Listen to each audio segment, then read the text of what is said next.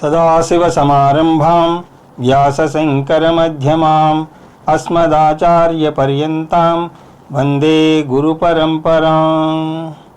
हरिः ओं श्रीगुरुभ्यो नमः।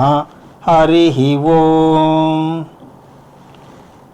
पार्थाय प्रतिबोधितां भगवता नारायणेन स्वयं व्यासेन ग्रथितां पुराणमुनिनां मध्ये महाभारतम् अद्वैतामृतवर्षिणीं भगवतीम् अष्टादशाध्यायिनीम् अम्ब त्वामनुसन्दधामि भगवद्गीते भवद्वेषिणी। यं ब्रह्मा वरुणेन्द्ररुद्रमरुतस्तुन्वन्ति दिव्यैस्तवैः वेदैः साङ्गपदक्रमोपनिषदैः गायन्ति यं सामगाः। ध्यानावस्थिततद्गतेन मनसा पश्यन्ति यं योगिनः यस्यान्तं न विदुःसुरासुरगणा देवाय तस्मै नमः। ओम श्रीकृष्ण परब्रह्मणे नमः।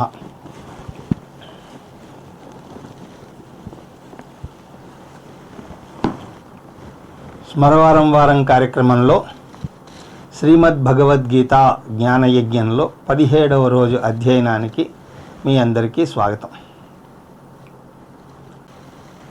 యదా తే మోహకలిలం బుద్ధిర్యతితరిష్యతి తదా గతాంసి నిర్వేదం శ్రోతవ్యస్య శ్రుతస్య చ. ఈ 52, 53 శ్లోకాలు. 51వ శ్లోకానికి వివరణలు. కర్మయోగం జ్ఞానయోగానికి ఎలా తీసుకువెళుతుందో 52వ శ్లోకంలో చెప్తే, జ్ఞానయోగం ఎలా మోక్షాన్ని ఇస్తుందో 53వ శ్లోకం చెప్తుంది. అంటే 2 భాగాలుగా వివరిస్తున్నది. కర్మయోగం ఏం చేస్తుందిట? బుద్ధి మోహకలిలం వ్యతితరిష్యతి. బుద్ధి తన అయోమయం నుంచి బయటపడుతుంది.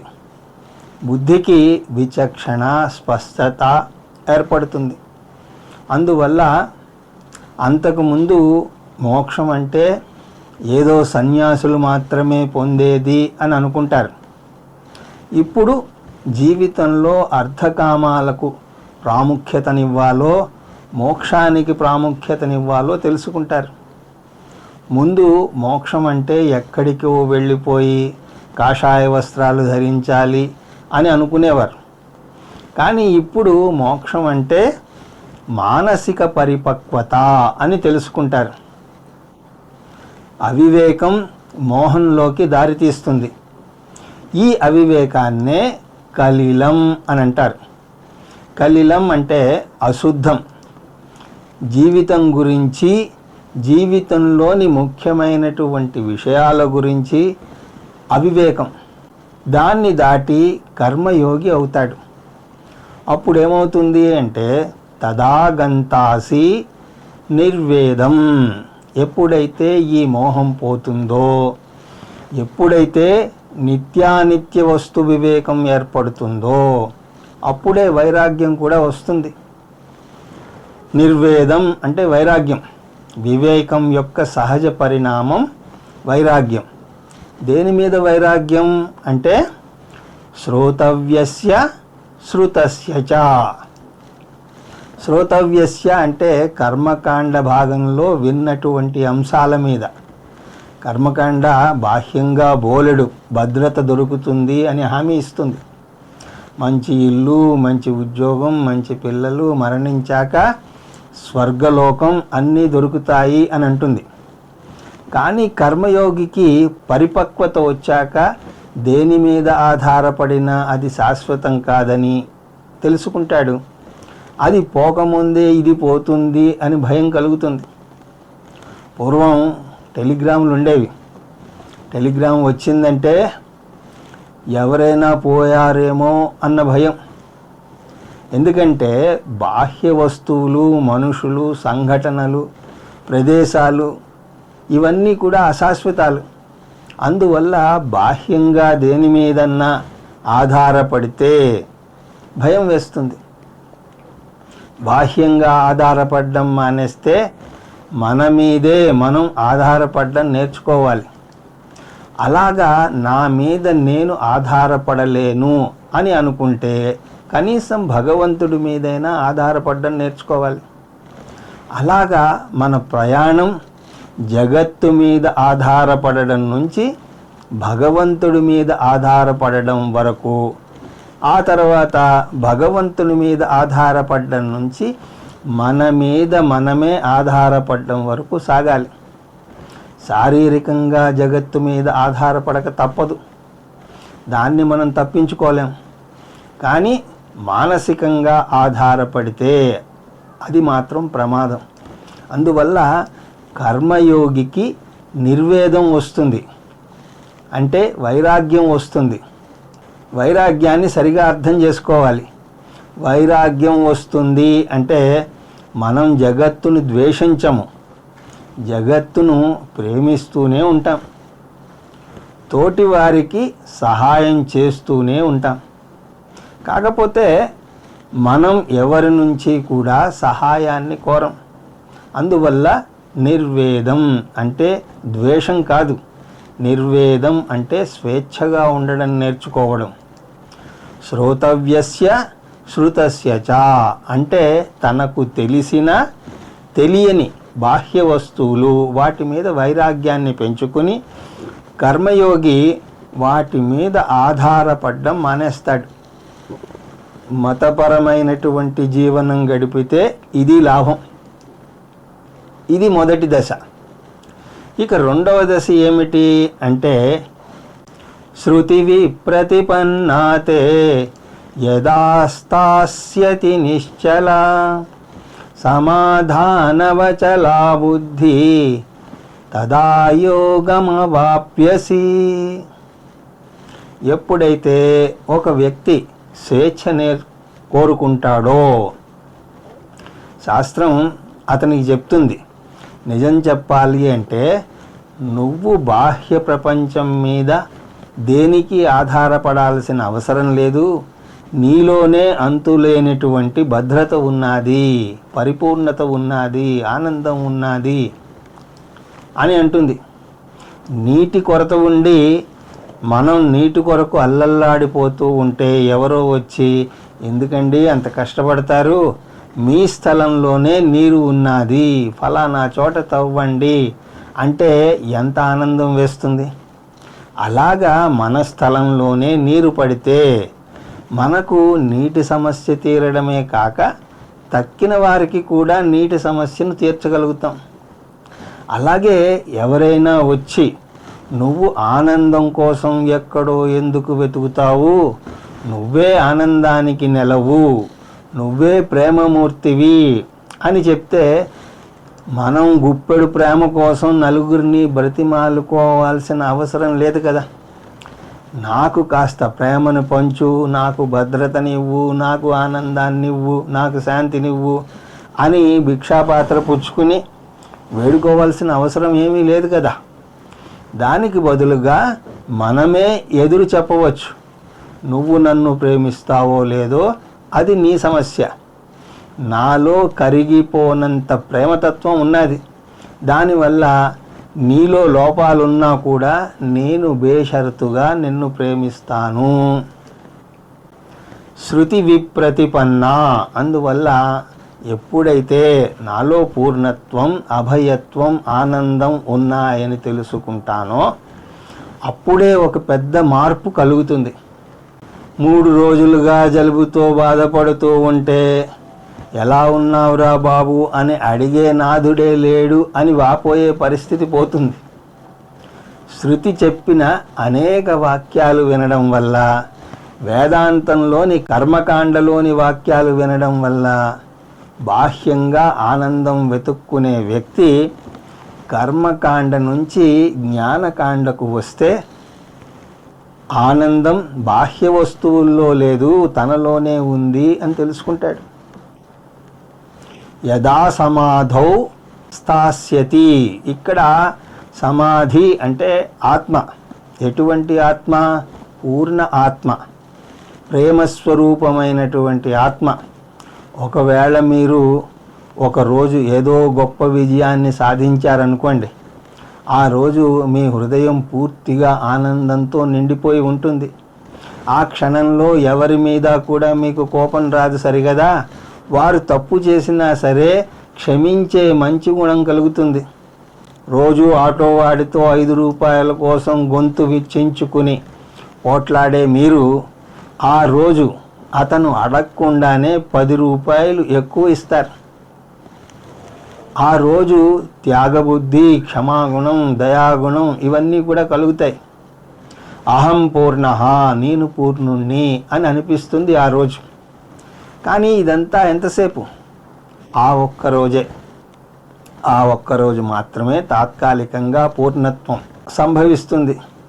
అయితే అదే ఆత్మ యొక్క పూర్ణత్వాన్ని జ్ఞానం ద్వారా అర్థం చేసుకుంటే ఆ ఆనందం శాశ్వతంగా ఉంటుంది.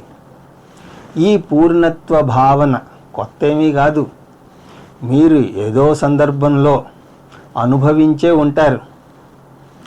కోరుకున్న ఉద్యోగం దొరికినప్పుడో, మంచి భార్య దొరికినప్పుడో, సుపుత్రుడు కలిగినప్పుడో పూర్ణత్వం పొంగి పొరలి తెలియకుండానే క్షమాగుణం, జాలి ఇవన్నీ కూడా కలుగుతాయి.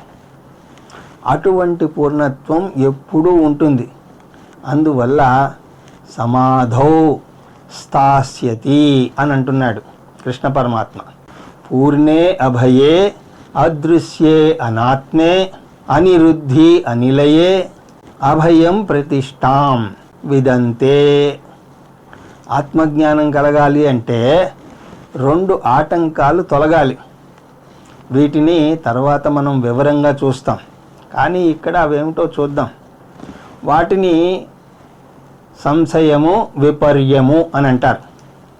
సంశయ అంటే నేనేమిటి, పూర్ణుండవడం ఏమిటి అనే సంశయం. విపర్యయము అంటే వాసనలు, అంటే మనలో సంవత్సరాల తరబడి కూరుకుపోయినటువంటి వాసనలు. నాకు ఆనందం బాహ్య వస్తువుల్లోనే దొరుకుతుంది అని అనుకోవడం. సిగరెట్టుకు బాగా బానిసైనటువంటి వ్యక్తి అసలు సిగరెట్టు కాల్చకుండా ఉండలేని జీవితాన్ని ఊహించుకోలేడు. లక్షలాది ప్రజలు సిగరెట్టు కాల్చకుండా హాయిగానే ఉంటున్నారు. వారు బాగానే జీవిస్తున్నారు. అసలు సిగరెట్ అనేది ఒకటి ఉంటుందని కూడా కొంతమందికి తెలియదు. ఎవరి దాకానో ఎందుకు, అతనే సిగరెట్ జోలికి రాకముందు హాయిగానే ఉన్నాడు కదా. కానీ ఇప్పుడు అటువంటి జీవితాన్ని ఊహించుకోలేకపోతున్నాడు. అతను సాక్షాత్తు పరబ్రహ్మ. కానీ అతని జీవితాన్ని కాసిన్ని పొగాకు గింజలు నియంత్రిస్తున్నాయి.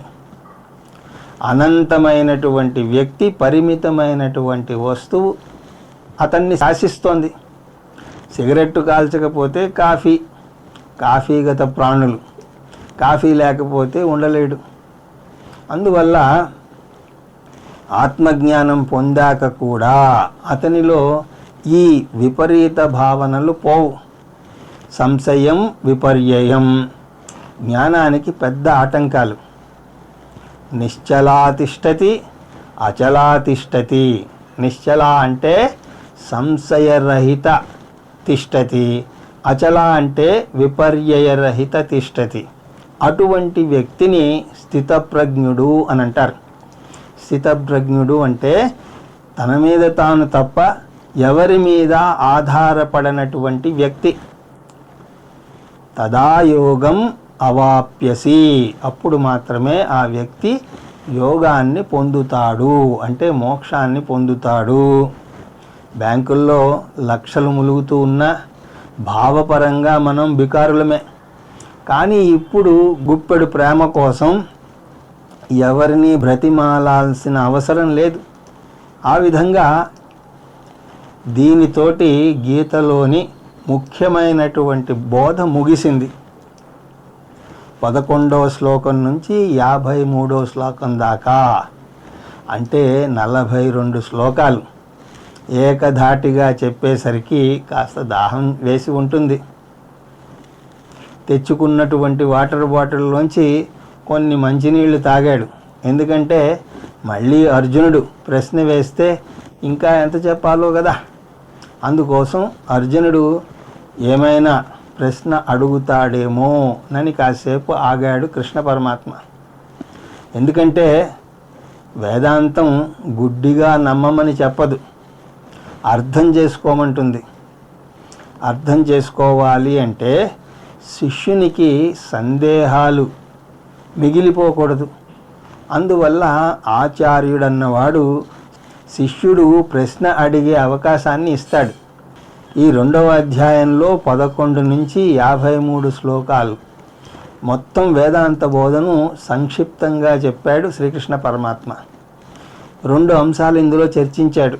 ఒకటి 11 నుంచి 38 శ్లోకాల వరకు జ్ఞానయోగం గురించి చెప్తే, 39 నుంచి 59 శ్లోకాల వరకు కర్మయోగం గురించి చెప్పాడు. ఈ పునాది మీద ఇంకా 16 అంతస్తుల భవనాన్ని కట్టబోతాడు.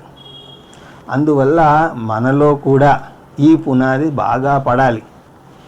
గీతలో రాబోయే అధ్యాయాలను బాగా అర్థం చేసుకోవాలి అంటే 11 నుంచి 53 శ్లోకాల దాకా బాగా గుర్తుపెట్టుకోవాలి. కర్మయోగం అంటే సరి అయిన కర్మ చేయడం, సరి అయిన దృక్పథం ఉండడం అని చూసాం.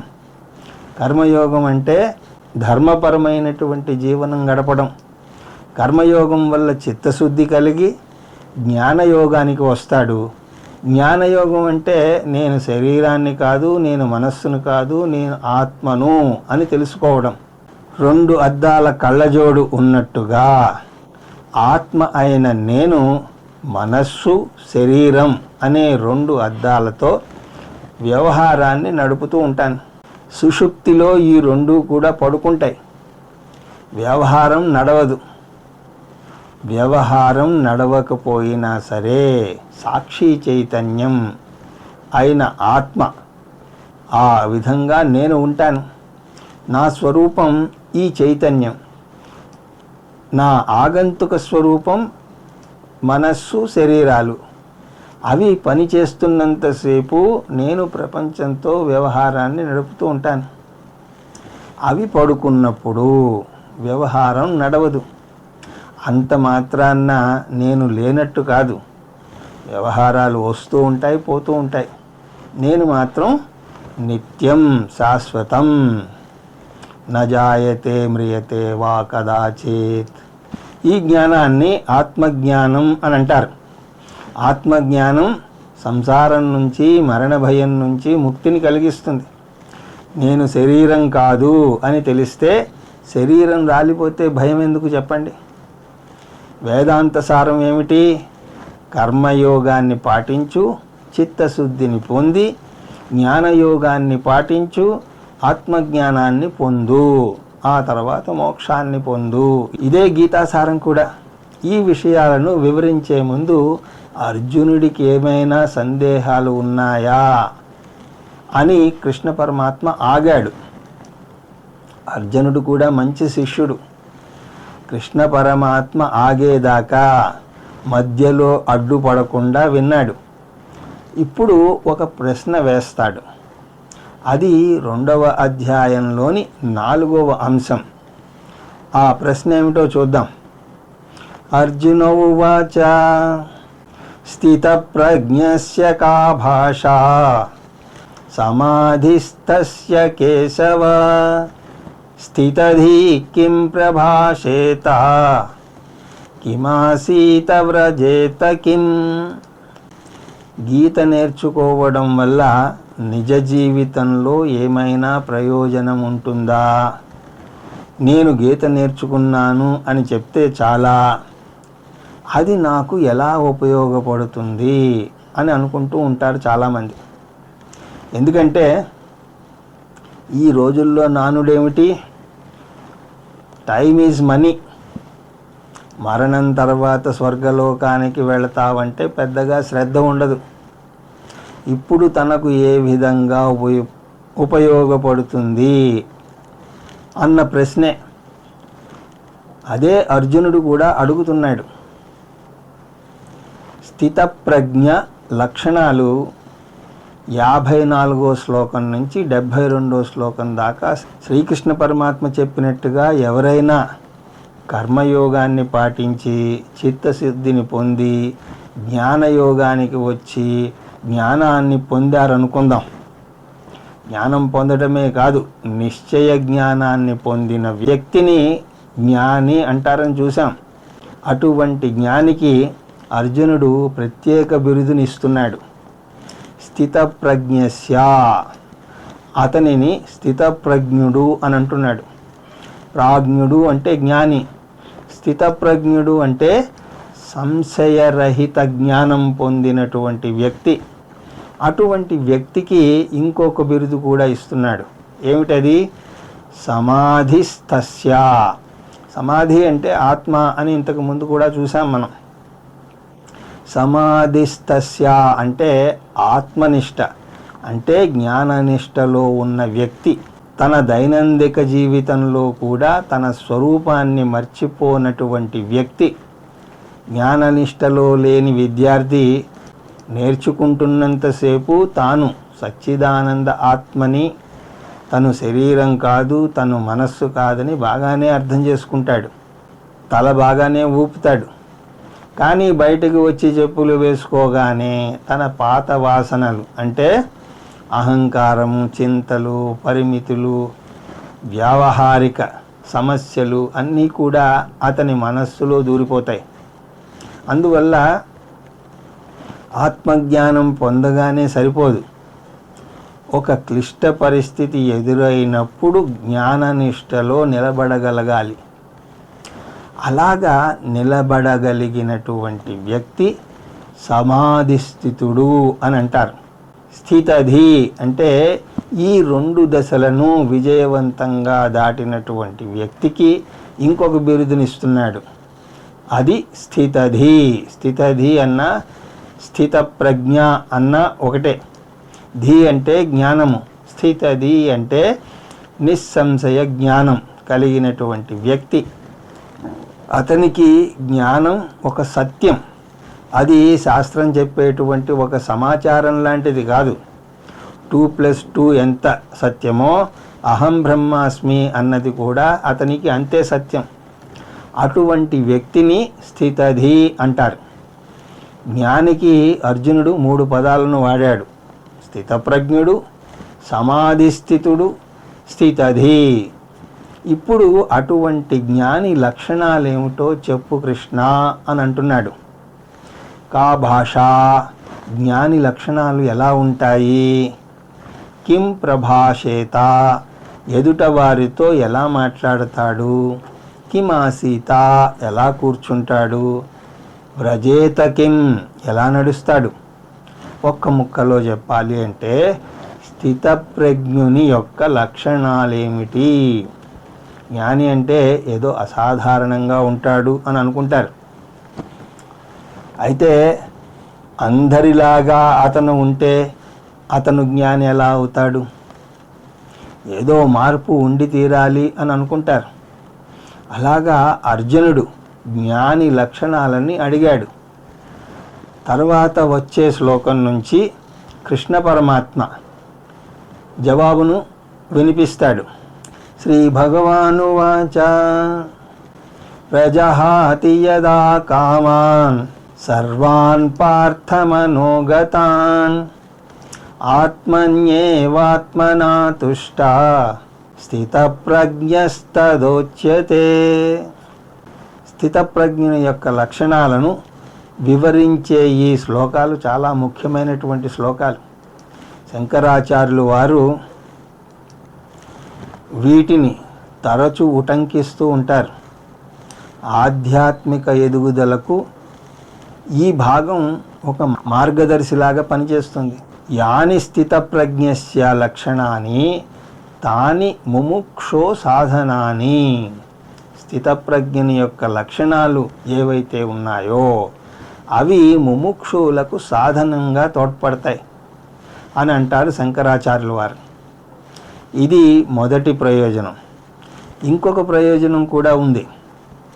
ఈ జ్ఞాన మార్గంలోకి వచ్చాక ఈ జ్ఞానం నాకు ఎంతవరకు అబ్బింది, నేను జ్ఞానిని అయ్యానా లేదా, ఈ ప్రశ్న ప్రతి ఒక్కరికి ఉదయిస్తుంది.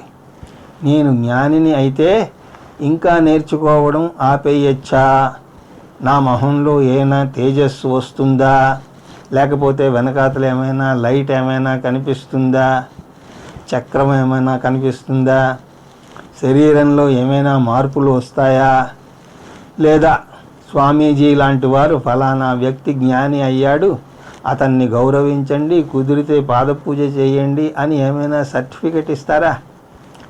ఇలాగా అనేక ప్రశ్నల పరంపరలు వస్తాయి. ఇప్పుడు ఈ స్థితప్రజ్ఞని లక్షణాలు చూసి ఎవరికి వారు ఆత్మపరీక్ష చేసుకోవచ్చు. కాకపోతే ఒక హెచ్చరిక అండి, ఈ భాగాన్ని మిమ్మల్ని మీరు పరీక్ష చేసుకోవడానికి మాత్రమే వాడండి, తప్పితే ఎదుట వారిని పరీక్షించడానికి వాడకండి. ముఖ్యంగా మీ కుటుంబ సభ్యులను పరీక్షించకండి. ఇది మిమ్మల్ని మీరు మార్చుకోవడానికి వాడుకోవాలంతే. అలాగే ఈ భాగంలోనే కృష్ణ పరమాత్మ ఇంకొక అంశాన్ని కూడా చర్చిస్తున్నాడు. దాన్ని స్థితప్రజ్ఞుడు అవడానికి సాధనలు అని అంటారు. అంటే స్థితప్రజ్ఞుడు అవడానికి చేయవలసినటువంటి సాధనలు.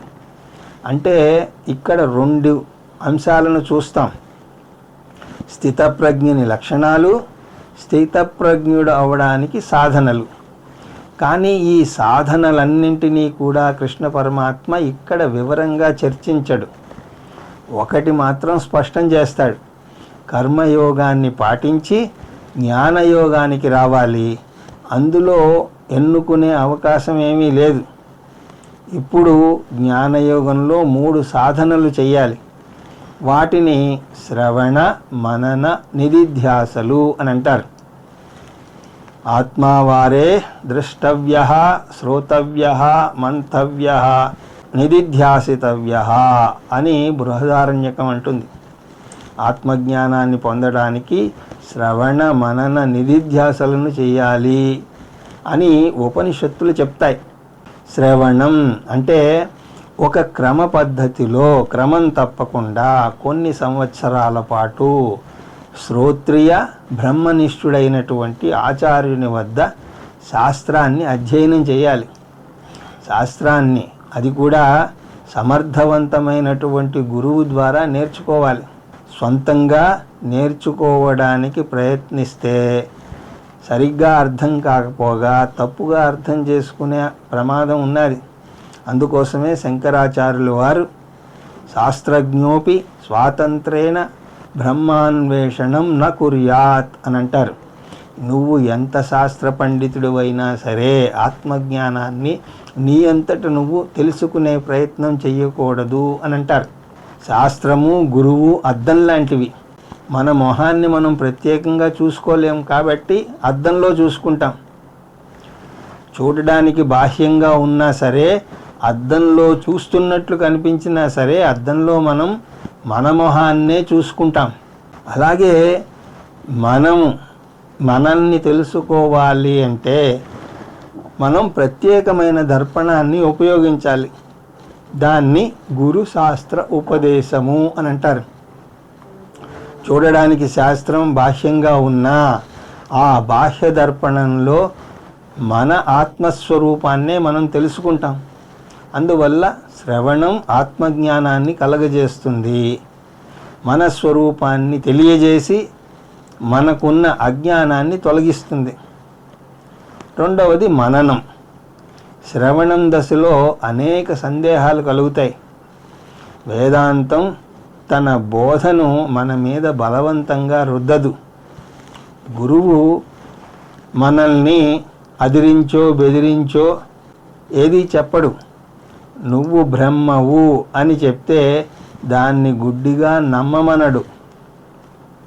శిష్యుడు అర్థం చేసుకునేదాకా అతనికి ఎన్ని సందేహాలు కలిగినా సరే ఓపికగా మళ్ళీ మళ్ళీ చెప్తాడు. ఆత్మ గురించి అర్థం చేసుకోవాలి అంటే బుద్ధితో అర్థం చేసుకోవాలి. బుద్ధి ప్రతిదీ తార్కికంగా ఆలోచిస్తుంది. దాన్ని మనం తేలిగ్గా మోసగించలేం. గురువు కర్రను చూపించి ఇది ఏనుగు అని అంటే బుద్ధి మనల్ని ఒప్పుకోనివ్వదు. అయ్యో గురువు గారికి ఏమైంది అని బాధపడేలాగా చేస్తుంది తప్ప గురువు మాటను గుడ్డిగా ఒప్పుకోనివ్వదు. మనం ప్రపంచంలో దేన్నైనా మోసం చేయగలమేమో కానీ బుద్ధిని మాత్రం మోసం చేయలేం. అందువల్ల బుద్ధిలో నిశ్చయ జ్ఞానం కలగాలి. మననం అంటే నిశ్చయ జ్ఞానం లేదా నిస్సంశయ జ్ఞానం. నేను శరీరాన్ని కాదు, నేను మనస్సును కాదు, నేను వాటి ద్వారా వ్యవహారాన్ని నడుపుతున్నటువంటి ఆత్మను అని బుద్ధిగా ఒప్పుకుంటే అది మననం. అంటే మననంలో జ్ఞానపరమైనటువంటి ఆటంకాలు తొలగుతాయి. ఈ జ్ఞానం ఏదో సమాచారమో ఒక భావనో కాదు, ఒక సత్యం. ఆ తర్వాత నిధిధ్యాసనం. బుద్ధిలో నిశ్చయ జ్ఞానం కలగగానే సరిపోదు, అది మానసిక శక్తిగా మారాలి. ఎందుకంటే మన జీవితంలో బుద్ధి కన్నా మనస్సును మనం ఎక్కువగా వాడుతూ ఉంటాం. బుద్ధిని వాడేది చాలా తక్కువ. చదువుకునే రోజుల్లో కూడా చాలా తక్కువ బుద్ధిని వాడతాం. కానీ మనస్సుని మేల్కొని ఉన్నంతసేపు వాడుతూనే ఉంటాం. పొద్దున్న లేస్తూనే కాఫీ కావాలి, కాఫీ రాకపోతే కోపం ముంచుకొస్తుంది. ఎవరి మీదో చిందులు తొక్కుతాం. కారు నడుపుదామంటే ఒక పట్టాన స్టార్ట్ అవ్వదు. రోడ్డు మీద వెళుతుంటే ఎవడో మన పక్క నుంచే దూసుకుపోతాడు. గీతాబోధకు అందరికన్నా ముందు వెళ్ళి కూర్చున్నా ముందు వరుసలో ఎవడో మనకన్నా పొడుగువాడు ఆలస్యంగా వచ్చి కూర్చుంటాడు, మనకు అడ్డంగా కూర్చుంటాడు. ఆఫీసుకు వెళితే అక్కడ ఏవో చికాకులు. అలాగా రోజంతా కూడా చికాకు, కోపం, ఆందోళన, బెంగ, దుఃఖం, ఏదో ఒక భావోద్రేకం రాజ్యం ఏలుతూనే ఉంటుంది. క్షణక్షణం ఈ భావాలు మనల్ని పట్టి కుదిపేస్తాయి. అందువల్ల మనం భావోద్రేకాలను పారద్రోలి మనస్సును కుదుటపరచుకోకపోతే మనం నేర్చుకున్న ఆత్మజ్ఞానం ఒక మూల ఉండిపోయి మన జీవితం ఎప్పటిలాగానే మనలను అల్లకల్లోరపరుస్తుంది. అందువల్ల వేదాంతం మనకు ఉపయోగకరంగా ఉండాలి అంటే జ్ఞానాన్ని మానసిక శక్తిగా మలచుకోవాలి. జ్ఞానాన్ని ప్రజ్ఞ అని, మానసిక శక్తిని స్థితప్రజ్ఞత అని అంటారు. అంటే ప్రజ్ఞ నుంచి స్థితప్రజ్ఞతకు రావాలి. అంటే మన అణువులోనూ ఈ జ్ఞానం జీర్ణించుకుపోవాలి. ఈ జ్ఞానం ప్రతి క్షణం, ముఖ్యంగా క్లిష్టమైన పరిస్థితుల్లో మనకు తోడ్పడేటట్టుగా ఉండాలి. జీవితం ప్రశాంతంగా ఉంటే వేదాంతం ఎవరికి కావాలి చెప్పండి? అల్లకల్లోలంగా ఉన్నప్పుడే కావాలి. అలా జ్ఞానాన్ని ప్రజ్ఞగా మార్చుకున్న వ్యక్తి జ్ఞాననిష్టలో లేదా ఆత్మనిష్టలో ఉన్నాడని అతన్ని జీవన్ముక్తుడు అని అంటారు. జీవితంలో గొప్ప హోదాలో ఉన్నవారు, ధనవంతుల్లో కొందరు ఈ మానసిక స్థైర్యం లేక ఢీలా పడిపోతారు. అంటే వారికి ఐక్యూ ఉంది కానీ ఈక్యూ లేదు. అందువల్ల ఐక్యూ ఉంటే చాలదు, ఈక్యూ కూడా ఉండాలి. బుద్ధిలో కలిగే ప్రజ్ఞను మనస్సులో స్థితప్రజ్ఞతగా మలుచుకోగలగాలి. ఇది ఒక దేశం నుంచి ఇంకొక దేశానికి వెళ్ళడం లాంటిది. మీరు ఇక్కడ కోటీశ్వరులే కావచ్చు, కానీ అమెరికా వెళితే చేతిలో డాలర్ లేకపోతే అక్కడ వ్యవహారం నడపలేరు. అందువల్ల రూపాయలను డాలర్లుగా మార్చుకుని ఇక్కడి నుంచి వెళతారు.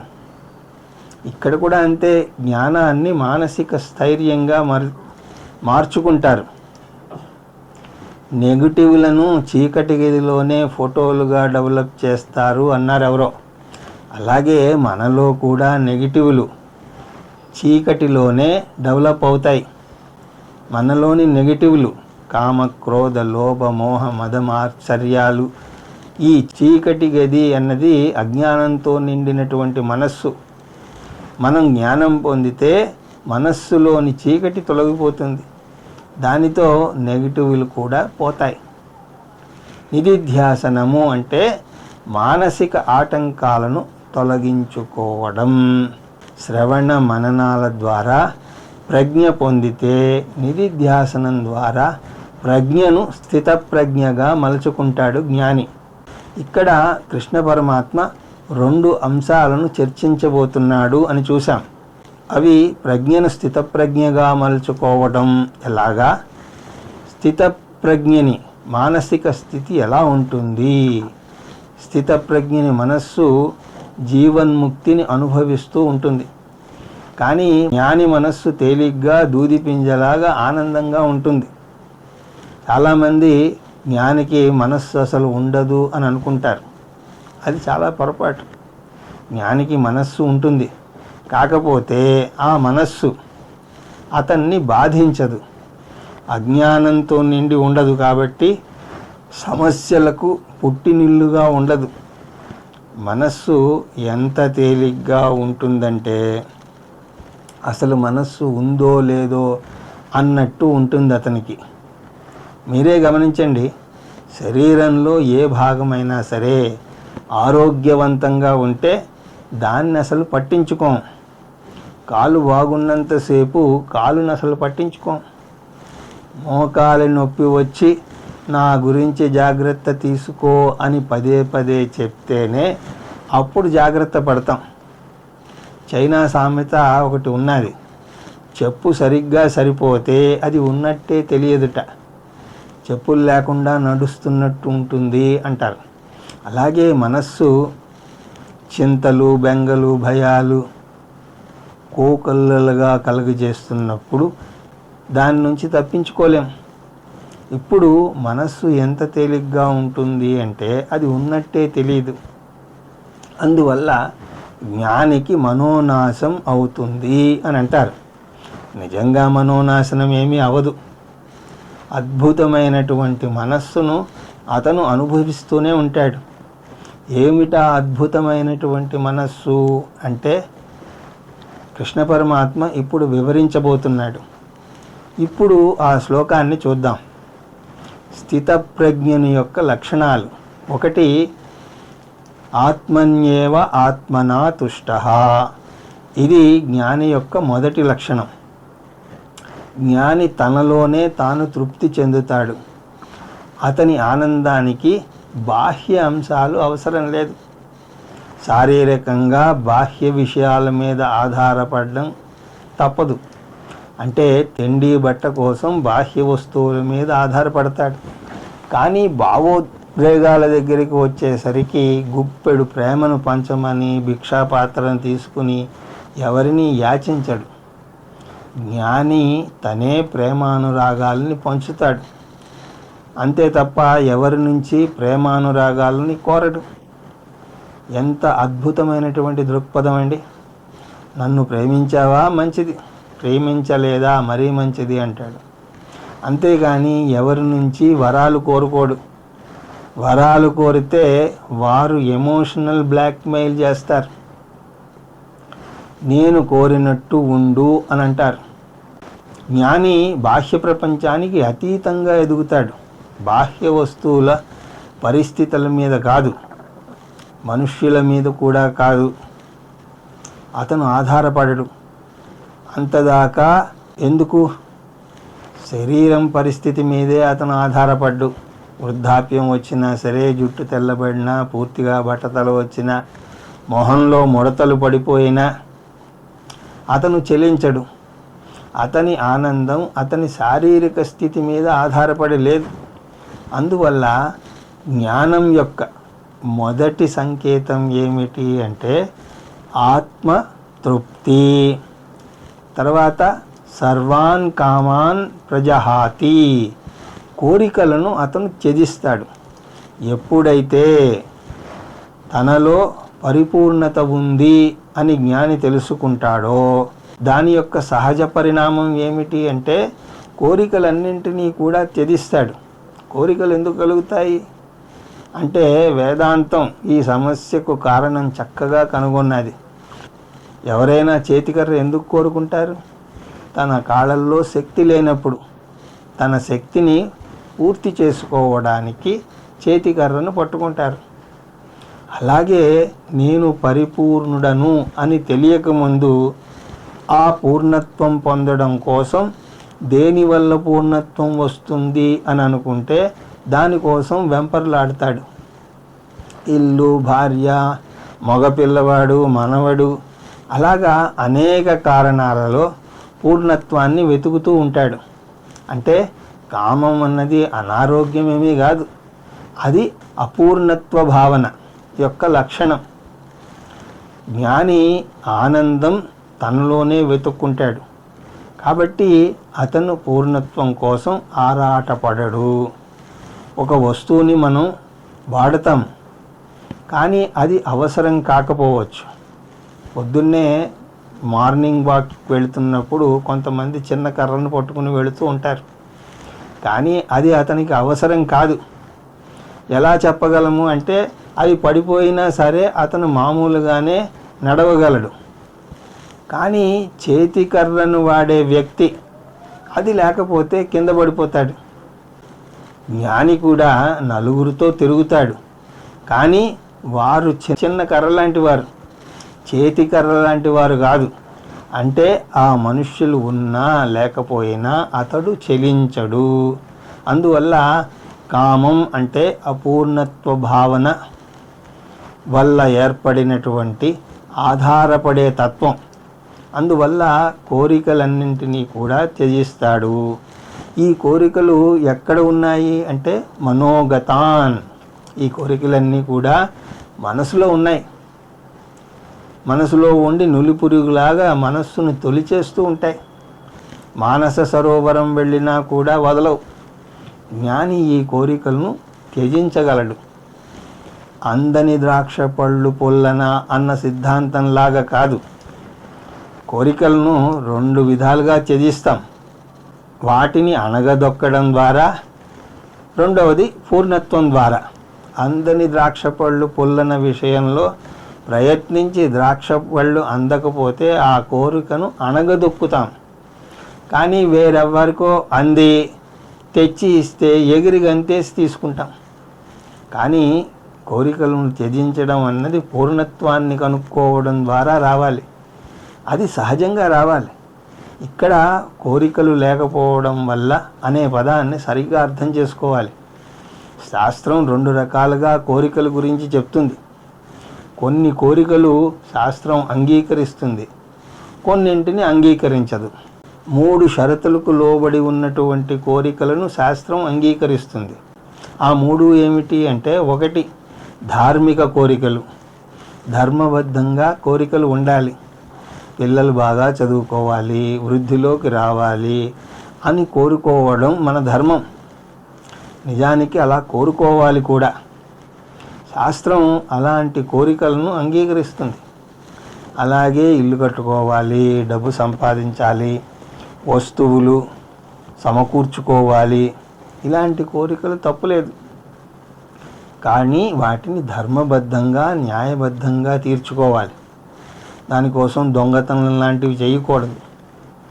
ఇక రెండవది పరిమితి ఉన్నటువంటి కోరికలు. పరిమితి ఉండాలి. అంటే ఆ కోరికలు మరీ ఎక్కువగా ఉంటే జీవితం అంతా కూడా వాటిని తీర్చుకోవడంతోనే సరిపోతుంది. ఆధ్యాత్మిక చింతన చేయడానికి తీరిక చిక్కదు. మీరు క్షణం తీరిక లేకుండా ఎంత బిజీగా ఉన్నా సరే ఆధ్యాత్మిక వ్యక్తిత్వానికి కొంత సమయాన్ని కేటాయించుకోవాలి అంటుంది శాస్త్రం. అది ఏ రూపంలోనైనా ఉండొచ్చు. శాస్త్రాన్ని అధ్యయనం చేయొచ్చు. మీరు అధ్యయనం చేసిన దాన్ని మననము చేయవచ్చు. ఆధ్యాత్మిక గ్రంథాలని పారాయణ చేయవచ్చు.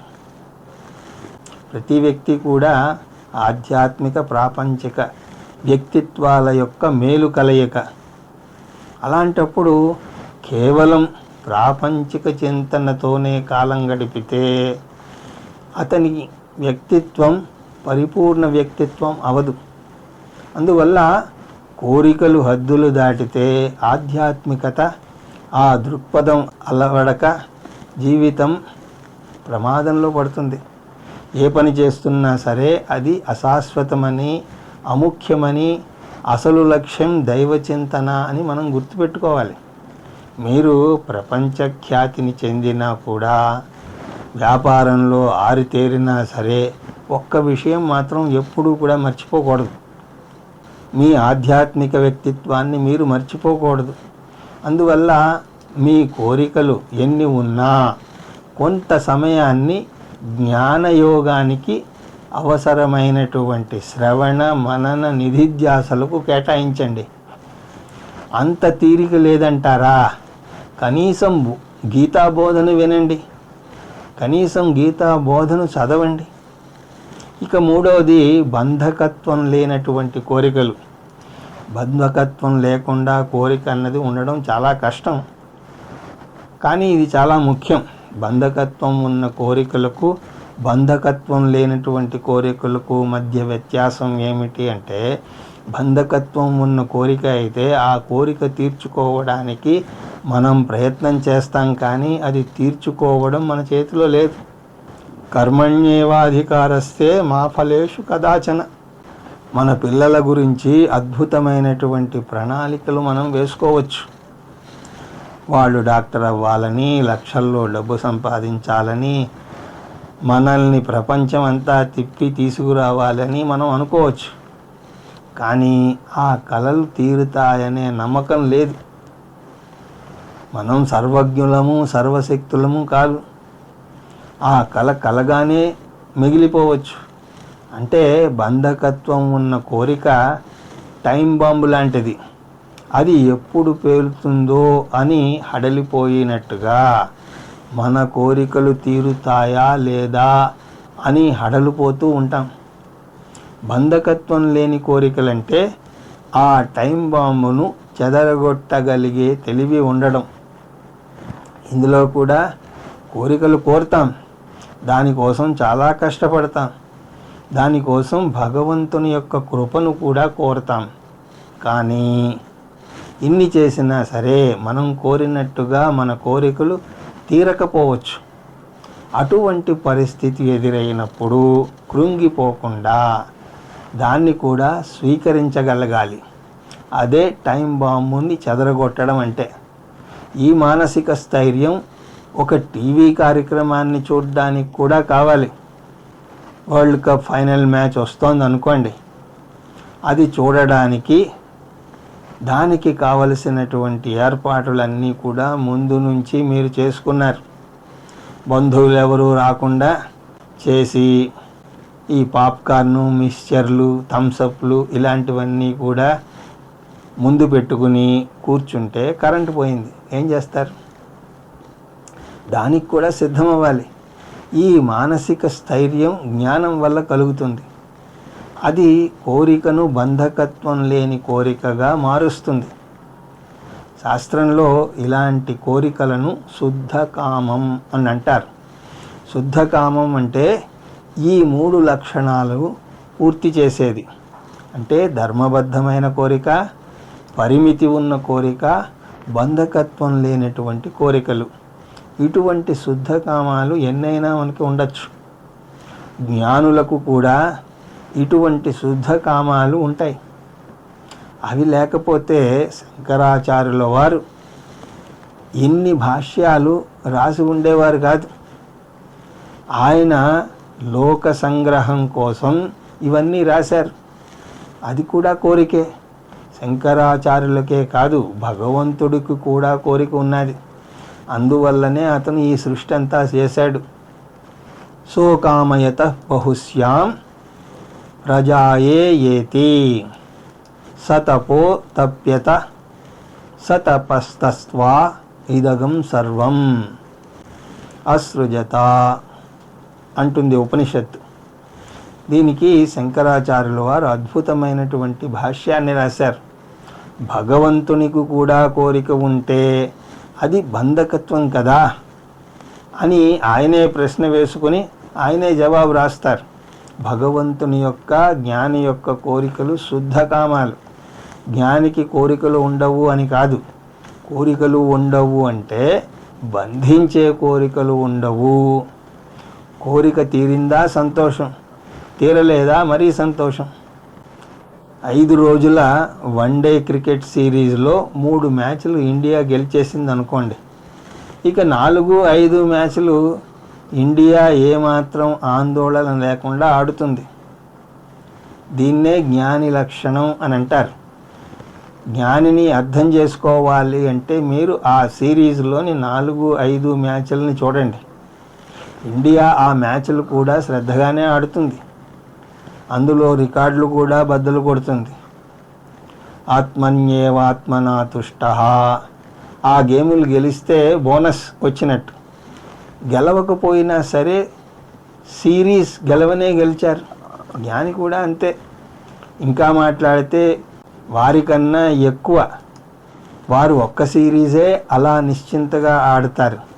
జ్ఞాని ప్రతి పని అలాగే చేస్తాడు. తను చేసిన కర్మ ఫలించినా ఫలించకపోయినా కూడా చెలించడు. అందువల్ల ప్రజహాతి యదా కామాన్ అంటే ప్రజహాతి యదా అశుద్ధ కామాన్. జ్ఞాని అశుద్ధ కోరికలను త్యజించి శుద్ధమైన కోరికలనే కోరతాడు.